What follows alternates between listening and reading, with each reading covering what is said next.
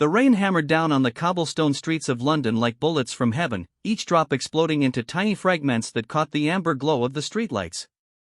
Marcus "Tank" Rodriguez pulled his leather jacket tighter around his massive frame as he guided his Harley-Davidson through the narrow streets leading to Buckingham Palace.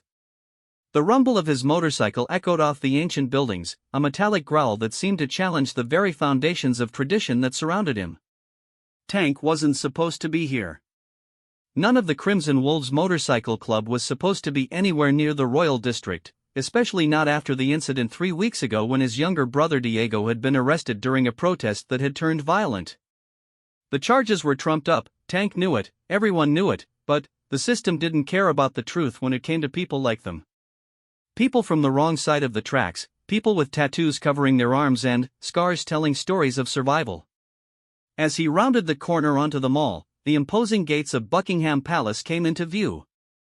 Even through the curtain of rain, the red uniformed figures of the Queen's Guard stood motionless at their posts, their tall black hats making them look like toy soldiers come to life. Tank felt his jaw clench involuntarily.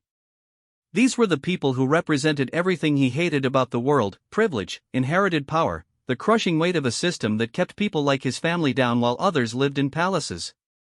Diego's face flashed in his mind. 22 years old, bright as a star, working 2 jobs to help support their sick mother while going to night school. He'd only been at that protest because he believed in something better, because he thought his voice might actually matter. Now he was sitting in a cell, facing charges that could send him away for years, all because some politician needed a scapegoat and Diego fit the profile. Tank brought his bike to a stop about 50 yards from the main gate, the engine's growl dying to a low rumble before falling silent entirely. The sudden quiet was almost deafening, broken only by the steady drumbeat of rain on leather and the distant sound of London traffic. He sat there for a moment, water dripping from his graying beard, watching the guards who seemed to exist in a world completely separate from his own. The plan had been simple when he'd left the clubhouse an hour ago. Come here, make some noise, get arrested, get the media attention that Diego's case desperately needed. Tank had been in and out of the system enough times to know how it worked. Sometimes you had to force people to pay attention, had to make them uncomfortable enough that ignoring you became more trouble than dealing with you. But, as he sat there in the rain, watching these young men stand perfectly still despite the weather, something unexpected stirred in his chest. These weren't the politicians who had failed his family. These weren't the judges who had denied Diego bail. These were just kids, really, probably not much older than his brother, doing their job because they had to, standing in the rain because that's what they were told to do. Tank reached into his jacket pocket and felt the cold metal of the chain he'd brought with him. It wasn't meant to seriously hurt anyone. Tank wasn't a monster, despite what the newspapers might say about his club. It was meant to be theatrical, meant to create the kind of scene that would force people to pay attention to what was happening to Diego. But now, looking at these young guards, he wondered if he was about to make the same mistake that had landed his brother in jail in the first place. The guard closest to him was a tall, thin young man with pale skin that looked almost translucent in the artificial light. His uniform was immaculate despite the weather, every button polished, every crease sharp. He couldn't have been more than 25, and something about the way he held himself reminded Tank of Diego, that mixture of determination and uncertainty that came with trying to prove yourself in a world that seemed designed to knock you down. Tank climbed off his bike slowly, his heavy boots splashing in the puddles that had formed on the pavement. The sound seemed to echo in the quiet street, and he saw the guard's eyes flick toward him briefly before snapping back to attention. That was good. It meant the kid was aware, meant he wasn't just sleepwalking through his duty. "Hey," Tank called out, his voice rough from years of cigarettes and shouting over motorcycle engines. "You there, soldier boy?" The guard didn't respond, didn't even acknowledge that he'd heard. Tank took a step closer, then another, until he was close enough to see the individual raindrops clinging to the young man's uniform. "I'm talking to you," Tank said, louder this time. "Don't you know it's rude to ignore someone when they're trying to have a conversation?" Still nothing. The guard stared straight ahead, his expression neutral, professional. Tank felt a familiar anger beginning to build in his chest, the same anger that had gotten him into trouble so many times before, the anger that came from being treated like he didn't exist, like his words didn't matter because of how he looked or where he came from. "My brother's in jail," Tank said, his voice carrying an edge of desperation now. 22 years old, never hurt anybody in his life, and he's sitting in a cell because people like you think people like us don't deserve justice. The guard's jaw tightened almost imperceptibly, but he maintained his position. Tank saw it though, that tiny crack in the professional facade, and it gave him hope that maybe, just maybe, someone was listening. His name is Diego Rodriguez, Tank continued, taking another step closer. You probably never heard of him. Nobody cares about kids from East London when they get swept up in your system. But he's got a mother who loves him, a future that's worth fighting for. He's worth fighting for. The rain was coming down harder now, turning the space between them into a curtain of water that distorted everything beyond it. Tank could feel his clothes getting heavier, could taste the metallic tang of London rain on his lips. But he stayed where he was, staring at this young guard who represented everything he'd been fighting against his entire life. I came here tonight to do something stupid, Tank admitted, his hand still resting on the chain in his pocket. Came here to make a scene, get myself arrested, maybe force some people to pay attention to what's happening to my brother. But, looking at you, kid, I realize you're not the enemy. You're just another cog in the machine, just like the rest of us. For the first time, the guard's eyes moved slightly, flicking toward Tank before returning to their forward position. It was the smallest acknowledgement imaginable, but it was something. It was human. Tank pulled the chain from his pocket slowly, letting it dangle from his hand where the guard could see it clearly. It wasn't a weapon, not really, just a length of steel that caught the light and made a statement about who he was and where he came from. But he could see the guard tense slightly, could see the professional calculation happening behind those young eyes. This chain, Tank said, holding it up so the light reflected off its links, it belonged to my father. He carried it for 30 years working construction, building the buildings that people like you protect, the buildings that house the people who make decisions about people like us. When he died, he left it to me, and someday I was going to leave it to Diego. The guard was listening now, Tank could tell. His posture hadn't changed, but there was something different in the way he held himself, something more attentive, more present. You know what I think about when I look at this chain? Tank asked, letting it swing gently in the rain. I think about all the things my family built, all the ways we contributed to this city, this country, even when it didn't want us here. My grandfather came from Mexico with nothing but the clothes on his back and the determination to make something better for his children. My father worked himself to death trying to give me opportunities he never had. And now Diego, my brilliant little brother, is sitting in a cell because he dared to believe that his voice mattered. The silence stretched between them, broken only by the sound of rain and the distant rumble of thunder. Tank could see his own reflection in the guard's polished buttons, could see how he must look to this young man, dangerous, unpredictable, everything that the training manuals probably warned about. I want to hate you, Tank said quietly, his voice almost lost in the rain. Want to hate everything you represent. But, standing here, looking at you, I realize you're probably somebody's son too. Probably got your own family worried about you, your own reasons for being here. The guard's Adam's apple bobbed slightly as he swallowed, the first real sign of humanity Tank had seen from him since this whole encounter began. It was such a small thing, but it changed everything. This wasn't a symbol anymore, wasn't a representation of an unjust system. This was a young man, probably scared, probably just trying to do his job and make it home safely. Tank looked down at the chain in his hand, feeling its weight, feeling the history it carried. For a moment, he considered what would happen if he used it, if he followed through on his original plan. The headlines would write themselves, violent biker attacks innocent guard, confirming every stereotype, justifying every prejudice. Diego's case would be lost in the scandal, buried under a mountain of negative publicity that would make any kind of fair treatment impossible. What's your name, kid?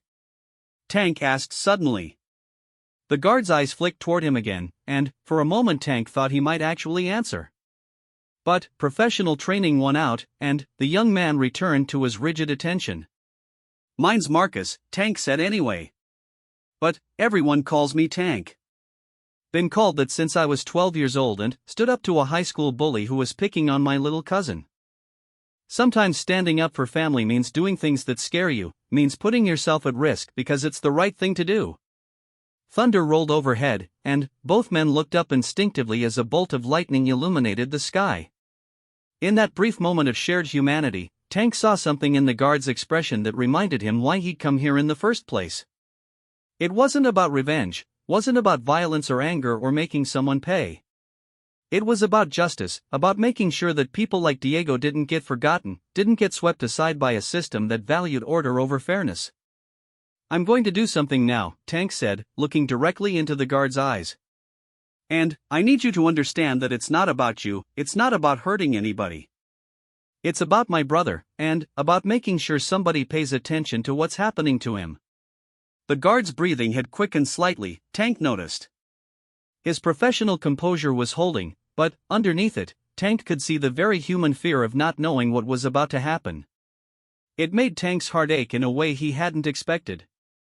"Before I do this," Tank said, taking a step closer, "I want you to know that if I had a son, I'd want him to be brave like you. Standing here in the rain, doing your duty even when you're scared, even when you don't know what some crazy biker is going to do. That takes guts, kid. That takes character." The compliment seemed to catch the guard off guard, and Tank saw something shift in his expression, confusion, maybe, or surprise that this dangerous-looking stranger was speaking to him like a human being rather than treating him as a target. Tank raised the chain slowly, making sure his movements were clear and deliberate. He didn't want there to be any misunderstanding about his intentions, didn't want anyone to think this was a surprise attack or an act of random violence. This was a statement, a plea for attention, a desperate attempt to make someone, anyone, pay attention to the injustice that was happening to his family. "This is for Diego," Tank said, his voice carrying across the rain-soaked pavement.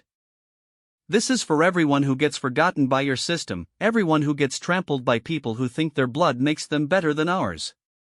And, with that, Marcus "Tank" Rodriguez, 47-year-old motorcycle mechanic and devoted older brother, made the decision that would change both their lives forever. He swung the chain not at the guard, but at the ornate iron fence beside him, the metal ringing out like a bell in the London rain. The sound echoed through the night, a clarion call that seemed to announce that something important was happening here, something that would not be ignored or forgotten. And, as the chain struck the fence again and again, Tank looked into the young guard's eyes and saw something he hadn't expected to find there. He saw understanding. The metallic clang of chain against iron fence reverberated through the rain-soaked night air like a battle cry. Each strike sent vibrations through the ornate metalwork, creating a rhythm that seemed to match the thundering of two hearts, one belonging to a desperate brother trying to save his family, and another to a young man whose entire world was about to shift on its axis. Private James Wellington had been standing guard at Buckingham Palace for 8 months, 2 weeks, and 3 days. He knew this because he counted each shift, marked each day on a small calendar hidden in his barracks locker, counting down towards something he couldn't quite name. Maybe it was the end of his service, maybe it was the beginning of something else, but, until tonight, it had felt like he was sleepwalking through his life, going through the motions of a duty that seemed increasingly meaningless. The man with the chain, Marcus, he'd called himself, was unlike anyone James had encountered during his time at the palace. Most of the people who approached the gates fell into predictable categories: tourists wanting photos, protesters with signs and chants, or the occasional disturbed individual who needed to be handled by security. But Marcus was different. There was pain in his voice, real human pain that cut through the professional distance James had been trained to maintain. As the chain struck the fence for the 4th time, James found himself thinking about his own brother, Thomas, who was serving with the Royal Marines in Afghanistan. Thomas had joined up 2 years before James, partly out of patriotic duty but mostly because their family couldn't afford to send both boys to university, and the military seemed like the only path forward. Thomas's letters home were becoming increasingly rare, and, when they did come, they spoke of things that James couldn't fully understand: the weight of decisions made in impossible circumstances, the way that following orders sometimes meant compromising your own moral compass. The 5th strike of the chain rang out, and James felt something inside his chest respond to it, like a tuning fork that had finally found its matching frequency. This man wasn't attacking him, wasn't trying to hurt anyone. He was making music, desperate, angry, heartbroken music that spoke of a system that had failed someone he loved. "Enough," James said quietly, his voice barely audible over the rain. Marcus stopped mid-swing, the chain hanging motionless in his grip as he stared at the young guard who had finally broken his professional silence. I said enough, James repeated, louder this time, though his voice carried no anger, only a weary understanding that seemed far too old for his 23 years. The two men looked at each other across the rain-soaked distance, and, in that moment, years of conditioning and prejudice seemed to evaporate. James saw not a dangerous criminal, but a man who looked exactly like his own father had the night Thomas shipped out to Afghanistan, scared, angry, and utterly helpless in the face of circumstances beyond his control. "Your brother," James said, relaxing his rigid posture slightly. "Diego, you said his name was?" Marcus nodded, lowering the chain until it hung loose at his side. "You heard me." "I've been listening to every word," James admitted. "Been standing here for months, watching people walk by, listening to their problems, their complaints, their fears, and I'm not allowed to respond, not allowed to help, not even allowed to acknowledge that they exist. But, tonight feels different." The rain continued to fall between them, but it no longer seemed like a barrier. Instead, it felt like a baptism, washing away the artificial boundaries that their respective uniforms and backgrounds had created. "What happened to him?" James asked, and the simple question seemed to unlock something in Marcus that 8 months of legal proceedings and bureaucratic stonewalling had failed to touch. "He was at a protest," Marcus began, his voice rough with emotion. "Peaceful demonstration about housing rights in East London. Diego's studying social work at night school, wants to help kids in the system, kids like we were once. The protest was supposed to be about getting the council to actually enforce housing standards in the tower blocks, making sure families don't have to choose between paying rent and keeping the heat on." James found himself stepping closer, abandoning his post for the first time since he'd taken this job. The movement felt revolutionary, like he was crossing more than just a few feet of wet pavement. According to the police report, Marcus continued, Diego threw a brick through a shop window. "But I know my brother, and he wouldn't hurt a fly. More importantly, there's security footage from the shop across the street that shows Diego was helping an elderly woman who'd fallen when the crowd surge started. He was nowhere near that window when it broke." "Then, why won't the courts look at the footage?" James asked, though something in his gut told him he already knew the answer. Marcus's laugh was bitter, edged with the kind of cynicism that comes from a lifetime of watching justice get served selectively. "Because the shop owner across the street is the son of a councilman who opposed the protest. Because Diego has a record, 2 arrests, both for minor possession charges when he was 18 and stupid. Because the prosecutor is up for election next year and needs to look tough on what they're calling gang violence." The phrase hung in the air between them like a curse. Gang violence. James had seen the news reports, the way certain neighborhoods were painted with broad strokes, the way young men of color were automatically assumed to be dangerous regardless of their actual actions or intentions. "That's not justice," James said quietly, and the words felt like a revelation. How many times had he stood at this post, representing a system he'd never really examined, enforcing rules and traditions he'd never questioned? "No, it's not," Marcus agreed. "But it's the only justice people like us can expect. That's why I came here tonight. Thought maybe if I made enough noise, got arrested at the palace, it might get Diego's case some media attention. Might force someone to actually look at that security footage." James understood the logic, even as he recognized the tragic futility of it. Marcus was willing to sacrifice himself, to confirm every negative stereotype about his community, if it meant saving his brother. It was noble and heartbreaking and completely unnecessary.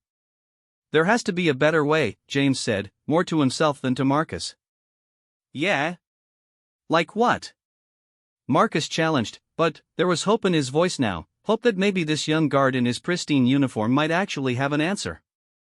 James was quiet for a long moment, thinking about Thomas's letters, about the things his brother had written about making impossible choices in impossible situations. About how sometimes the right thing to do was the thing that went against every rule you'd ever been taught to follow. "I can't leave my post," James said slowly, "but I can make a phone call. I've got a mate who works for the BBC, covers crime stories. If I give him the details about your brother's case, about the security footage that proves his innocence, he might be interested in investigating." Marcus stared at him, chain still hanging from his hand, rain dripping from his graying beard. "Why would you do that? You don't even know us." Because, James said, and his voice carried the weight of 8 months of standing silent while the world's problems walked past him, I joined the service because I thought it meant something. I thought I was protecting something worth protecting. But, what's the point of protecting a system that doesn't protect everyone equally? The words hung between them, revolutionary in their simplicity. James could feel something fundamental shifting inside him, like continental plates rearranging themselves to form new geography in his soul. My brother Thomas is fighting overseas right now, James continued, risking his life for ideals that we're told are worth dying for: freedom, justice, equality under the law. How can I stand here and represent those ideals while ignoring the fact that they don't apply to everyone equally? Marcus took a step closer, and James could see the hope warring with skepticism in the older man's eyes. You really think your friend would be interested? This isn't exactly front-page news material, just another brown kid from East London getting railroaded by the system. That's exactly why it's important, James insisted. These stories, they happen every day, and nobody pays attention because they become normal. But they shouldn't be normal. No family should have to watch their son get convicted for something he didn't do just because he happened to be in the wrong place at the wrong time with the wrong color skin. The rain was beginning to let up slightly, changing from a downpour to a steady drizzle that seemed to soften the edges of everything around them. The harsh streetlights that had made their confrontation feel so dramatic now cast a gentler glow, making the space between them feel more like a conversation between friends than a standoff between opposing sides. What's your friend's name? Marcus asked, and James could hear him trying to keep the hope out of his voice, trying to protect himself from disappointment. Sarah Mitchell. She's been covering police misconduct cases for about 3 years now, and she's good at her job. More importantly, she actually cares about getting to the truth, not just filing stories that confirm what people already believe. Marcus nodded slowly, finally, letting the chain slip from his fingers to clatter onto the wet pavement. The sound seemed to mark the end of something, the end of his desperate plan to get arrested, the end of his faith in dramatic gestures as solutions to systemic problems. I appreciate this, James, Marcus said, and the use of the guard's name felt significant somehow, a recognition of his humanity that went both ways. More than you know. But, I need you to understand something: if this doesn't work, if your friend can't help or won't help, I'm not going to just give up. Diego's got court next week, and if he gets convicted, he's looking at 5 to 7 years. I can't let that happen. James understood the implied threat, but, more than that, he understood the love behind it. Marcus was telling him that this was his last attempt at working within the system, that if legitimate channels failed, he would find other ways to fight for his brother's freedom. It'll work, James said with more confidence than he felt. Sarah's good at what she does, and this story has everything she looks for: police misconduct, prosecutorial misconduct, class issues, racial issues. If the security footage is as clear as you say it is, she'll make sure people see it. And if it's not enough? Marcus pressed. If the footage gets lost or corrupted or ruled inadmissible? What then? James was quiet for a moment, thinking about Thomas's latest letter, the one where he'd written about a village elder who'd been killed by mistake and how the official report had classified him as an enemy combatant to avoid an investigation. About how sometimes the only way to serve justice was to stop following orders that prevented justice from being served. Then, we find another way, James said finally. I don't know what that looks like yet, but I know that what's happening to your brother is wrong, and I know that I can't just stand here and pretend it's not my problem. Marcus studied the young guard's face, looking for signs of deception or false promises, but finding only sincerity and a determination that reminded him of Diego at his age. You could get in trouble for this, you know. Helping someone like me, getting involved in a case that has nothing to do with your duties here. Yeah, James acknowledged. I could. But I've been standing at this post for 8 months, following orders that mostly involve ignoring people's pain and pretending that the system works equally for everyone. If that's the only way to avoid trouble, then maybe it's time I got into some trouble. The statement surprised them both. James had never been particularly rebellious, had always been the kind of person who colored inside the lines and followed the rules. But something about this encounter, about Marcus's story and his own brother's letters and the weight of 8 months of silence, had awakened something in him that felt both foreign and absolutely natural. There's something else, Marcus said, and James could tell from his tone that whatever he was about to reveal was important. The reason Diego was at that protest, the reason he cares so much about housing rights, our mother has been fighting an eviction notice for 6 months. The landlord wants to renovate our building, turn it into luxury flats, and he's been systematically creating unbearable living conditions to force out the longtime tenants. That's illegal, James said automatically. Of course it's illegal, Marcus replied. But proving it requires lawyers and court filings and money we don't have. Diego thought that bringing public attention to the broader housing issues might create pressure for the council to actually investigate our building. Instead, he ended up in jail, and Mom's eviction hearing is scheduled for 2 days after his trial. The layers of injustice were staggering. A family facing homelessness because their son had tried to advocate for basic rights, and now that same son facing years in prison for a crime he didn't commit. James felt anger building in his chest, not the hot, impulsive anger that led to poor decisions, but the cold, focused anger that led to action. "Give me your number," James said, pulling his personal phone from his pocket. "I'm calling Sarah tonight, as soon as my shift ends. But I want to be able to reach you with updates, and I want you to be able to reach me if anything changes with Diego's case." Marcus recited his number, and James typed it into his contacts under Tank Rodriguez, Diego's brother. The simple act of entering the information felt like signing a contract, committing himself to something that would extend far beyond this rainy night outside Buckingham Palace. "One more thing," James said as he pocketed his phone. "That chain of yours, the one your father left you, put it away.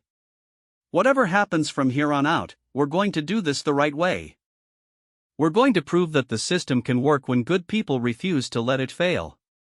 Marcus bent to retrieve the chain from the wet pavement, wrapping it around his hand as he stood. "You think there are enough good people willing to do that?" James looked up at the imposing facade of Buckingham Palace, thinking about all the traditions and institutions it represented, thinking about the difference between what those institutions claimed to stand for and how they actually functioned in practice. "I don't know," he admitted. "But I think we're about to find out." Sarah Mitchell had been having trouble sleeping for weeks.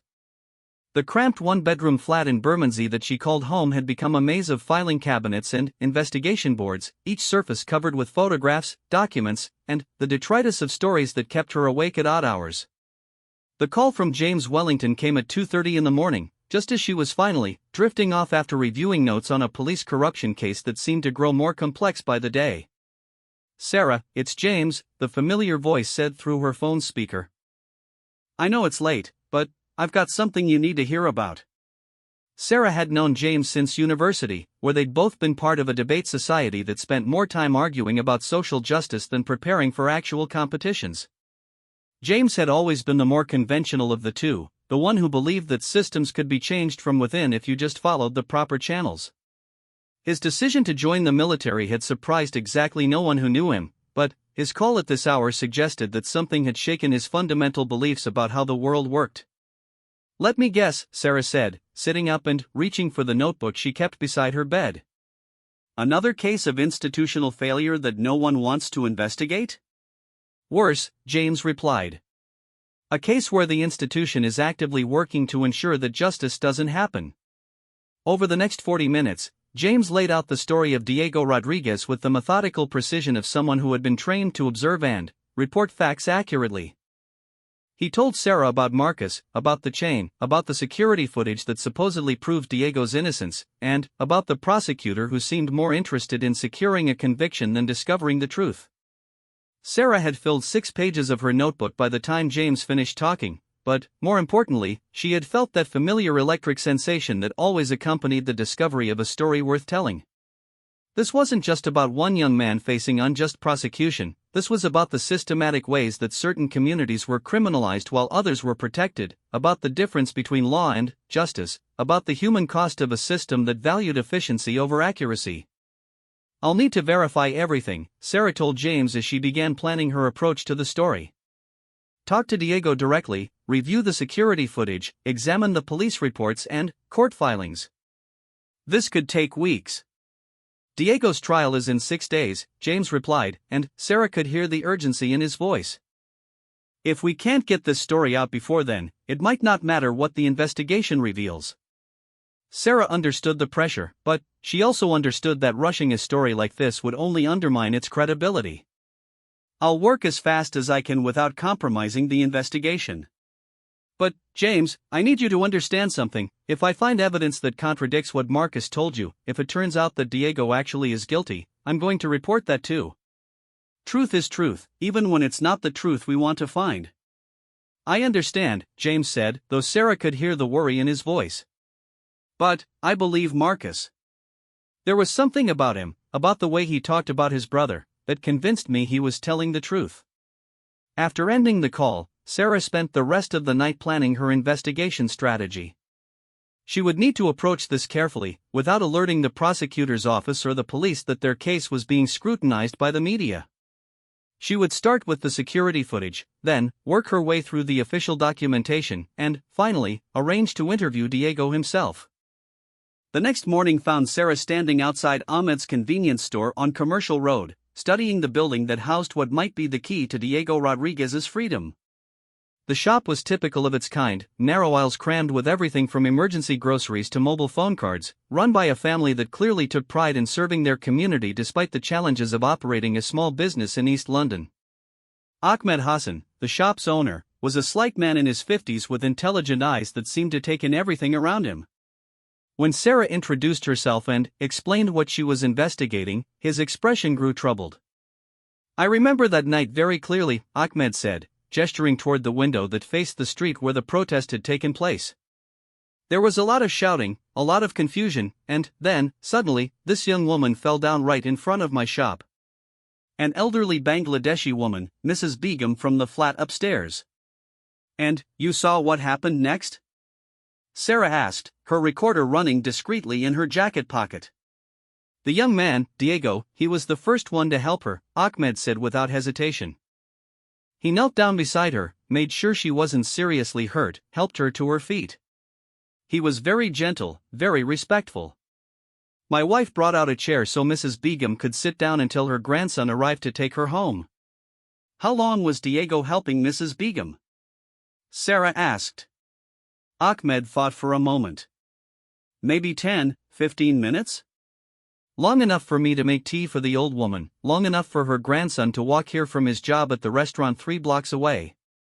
The whole time, this Diego boy stayed with her, making sure she was okay. And, the window that was broken, the one at Morrison's Electronics across the street, when did that happen? Maybe 5 minutes after the boy left with Mrs. Begum's grandson, Ahmed said. I saw it happen because the sound was so loud. 3 young men in hoodies, running away as soon as they threw the brick. But, Diego was long gone by then. Sarah felt her pulse quicken. This was exactly what Marcus had described, but, having an independent witness confirm it made all the difference. Would you be willing to testify to this in court? To tell a judge exactly what you just told me? Ahmed's expression grew worried. I told all of this to the police when they came to ask questions. I gave them the footage from my security camera that shows the boy helping Mrs. Begum. But, they said it wasn't relevant to their investigation. They took your security footage? Sarah asked, though she suspected she already knew the answer. They said they would return it after their investigation was complete, Ahmed replied.